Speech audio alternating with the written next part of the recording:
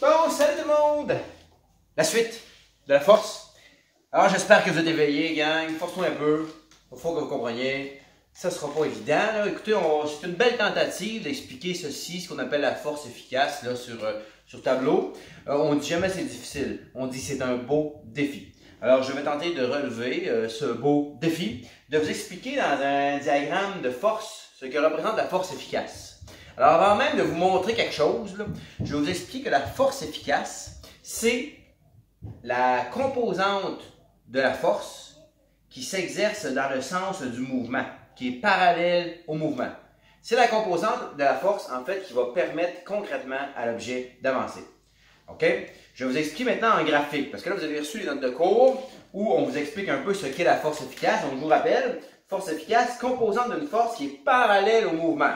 Et là, dans le document, vous avez une fabuleuse illustration d'une personne qui tire une valise en roulette selon un angle de 75 degrés, une force d'application de 100 newtons. Eh bien, ici, gang, on va représenter la force efficace comme étant une partie de la force. Hein, quand on parle des composantes d'un vecteur, là, gang, là, si je vous trace comme ça, par exemple, ici, un vecteur, et là, mon problème, c'est d'être assis comme ça, puis d'être gaucher, puis là, je vais me forcer pour la droite. Fait que mettons ici ton vecteur, là, il y a une valeur de 100 newtons. 100 newtons, OK? Bien, ce vecteur-là, on peut en déterminer ses composantes en traçant un triangle rectangle à partir du vecteur. Vous aimez ça, les triangles rectangles? Vous en avez vu en mathématiques? Alors, voici les deux composantes. Là, je vais changer de couleur d'écran même pour vous illustrer les deux composantes de ce vecteur. Donc, une composante horizontale et une composante verticale. Voici la première composante horizontale du vecteur de 100 newtons qui est ici. Donc, composante horizontale et une composante qui est verticale. Je change de couleur ici. Voici la composante verticale du vecteur. D'accord? Alors, ça me permet de faire une espèce de triangle rectangle comme ceci avec mon vecteur force qui a une valeur de 100 newtons. D'accord? Mais ici, la force efficace, gang, c'est la composante entre les deux que je viens de tracer là, du vecteur qui est parallèle au mouvement. La personne qui fait rouler sa valise, est-ce qu'elle fait monter sa valise dans les airs vers le haut? Ben non, elle fait avancer sa valise horizontalement. Ma force efficace, dans ce cas-ci, FE, va donc être le vecteur que j'ai tracé en rouge ici, qui est parallèle au mouvement. Donc, voyez-vous, ici, il y a la petite valise. Et là, ici, on pourrait carrément tracer un vecteur ici, une composante du vecteur, que l'on va appeler en rouge force efficace, qui est la force parallèle au mouvement FE. Alors, j'ai ma force efficace qui est en rouge ici. Je veux connaître sa valeur. Pour trouver sa valeur, et c'est là que les mathématiques deviennent utiles. Vous savez ce que M. Bourque, pour certains qui ont eu M. Bourque, je ne sais pas si tout le monde a M. Bourque, vous a enseigné cette année, la loi des sinus, cosinus, tangentes. Vous vous êtes dit que c'est ça, cette affaire-là. Mais attends, ça, c'est utile ici, n'est-ce pas? Alors, on veut déterminer la valeur de ce petit vecteur rouge-là à partir de notre vecteur de 100 newtons ici, qui est notre force d'application. Mais tout ce qu'on a à faire, c'est qu'on se crée un triangle rectangle, n'est-ce pas? Alors, je vais compléter mon triangle.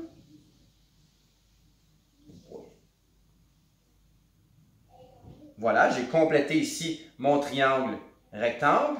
Et là, j'ai un angle ici que je connais, un angle de 75 degrés, et que je peux utiliser pour aller trouver la valeur de mon vecteur en utilisant la formule suivante, c'est-à-dire que le cosinus d'un angle pour un triangle rectangle égale au côté adjacent à l'angle divisé par l'hypoténuse. Ça donne bien, ici, on a la valeur en chiffres de l'hypoténuse, hein, c'est donné par notre vecteur de 100 newtons. Vous avez cet exemple-là expliqué dans mon note de cours. Ce qu'on cherche ici, c'est justement la valeur du côté adjacent à l'angle de 75. Voyez-vous l'angle de 75? Côté adjacent, on ne connaît pas, mais on connaît l'hypoténuse. Donc, j'ai la valeur de l'angle. Tout ce que je peux faire maintenant, c'est que je remplace dans ma formule le cosinus. Je sais que le cosinus de mon angle de 75 degrés est égal. Donc là, tout ce que j'ai fait jusqu'à date, c'est que j'ai rentré mon angle de 75, qui est cet angle-là ici, est égal au côté adjacent. Le côté adjacent, c'est ma force efficace. Je vais aller écrire force efficace.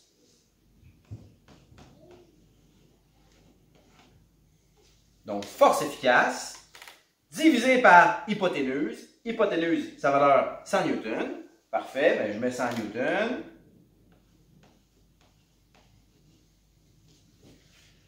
J'obtiens le calcul suivant. Cosinus de mon angle de 75 est égal à la force efficace, qui est la petite force qui est ici, le côté adjacent de mon angle, divisé par 100 newtons, la valeur de mon hypoténuse. J'effectue le calcul. 100 fois cos 75, n'est-ce pas? Technique pour isoler une variable qui est un inconnu, force efficace. Hein? Cos 75 fois 100 newtons. Assure-toi, Grande Rivière, que ta calculatrice elle est bien en degrés, parce qu'ici, étant en radian, ça ne fonctionne pas. Donc, cos 75 fois 100 newtons, ça nous donne une valeur de 25,88 newtons pour la force efficace dans ce cas-ci. Donc, 25,88 newtons, cos 75 fois 100 newtons. Je te rappelle, la force efficace, c'est la composante de la force qui est parallèle au mouvement, donc qui s'en va dans la même direction du mouvement. Et ce que ça nous dit, ça, dans le fond, c'est que sur les 100 newtons là, exercés par, dans votre document, c'est une madame là, qui transporte la valise, là, ben, il y en a seulement 25,8 de ces newtons-là qui permettent à la valise de se déplacer. Le reste des newtons, ils servent à quoi? Ils servent à soulever la valise du sol.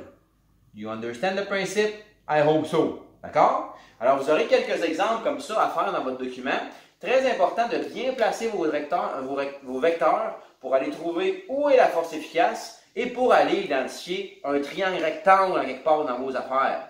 Je vous rappelle les forces qu'on peut vous donner. Ici, on vous donnait la force d'application, mais souvent, ce qu'on va vous demander de calculer, c'est la force gravitationnelle que l'on peut trouver avec à peu près tous les objets si on connaît leur masse, n'est-ce pas? Parce que force gravitationnelle, c'est masse fois G.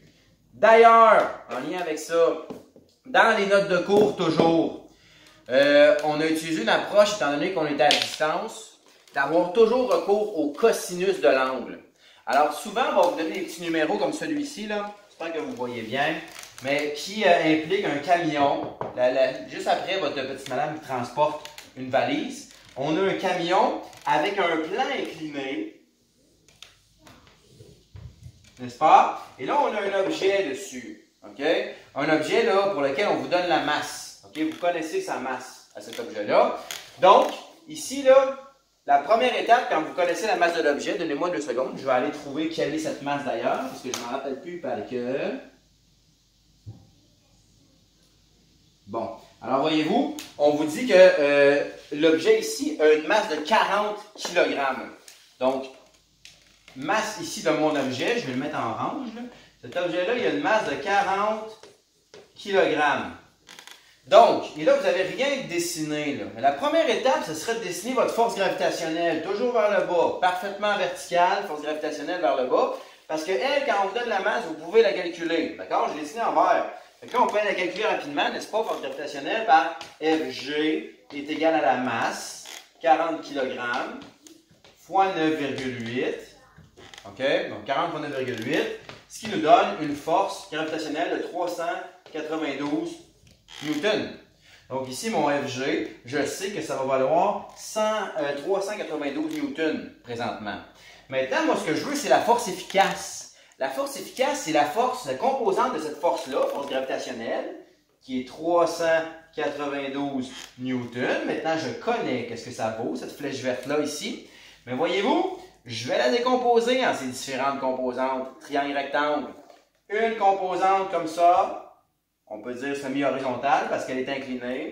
Et une composante ici qui serait verticale. D'accord? Alors, voyez-vous ici, la force efficace, je l'ai mis en rouge parce qu'elle est parallèle à mon mouvement. Mon mouvement, il est incliné ici. Il n'est pas droit. Je suis sur un plan incliné, c'est normal. Donc, il est incliné. Dans le document, on vous montre une méthode pour travailler avec le cosinus. Moi, je vais vous montrer une deuxième méthode que vous pouvez utiliser si vous la comprenez, parce qu'on peut aussi utiliser sin. D'accord? Alors, l'idée ici, c'est d'aller se créer nous-mêmes un triangle rectangle à partir de notre vecteur de 392 newtons. On va donc créer ici un angle droit, voyez-vous. Et on a ici, dans le fond, ce qu'on veut avoir, c'est un angle pour faire notre calcul. D'accord? Mais on a un angle ici qui est commun à deux triangles. Deux triangles qu'on va identifier comme étant des triangles semblables. Probablement que vous avez entendu parler de ça, des triangles semblables. On va dire qu'ils sont semblables parce qu'ils ont deux angles égaux, deux angles isométriques. La méthode des AA, n'est-ce pas? Angle, angle. Alors, quels sont ces deux angles isométriques et quels sont ces triangles-là qui sont semblables? Je vais vous les dessiner. Bon, premièrement, on a notre triangle multicolore ici. Le voyez-vous, le rouge, mauve et vert. Ça, c'est notre triangle multicolore. Lui, il va être isométrique avec le triangle brun suivant. Regardez le triangle brun ici formé.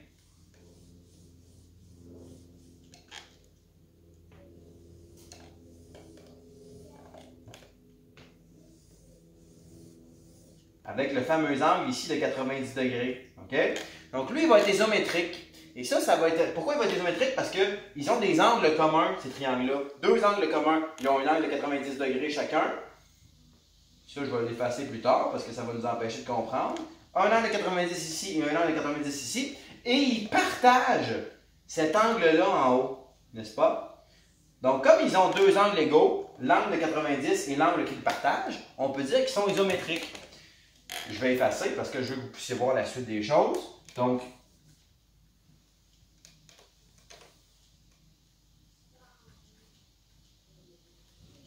même que je pense que je vais retracer carrément mon vecteur de force gravitationnelle ici.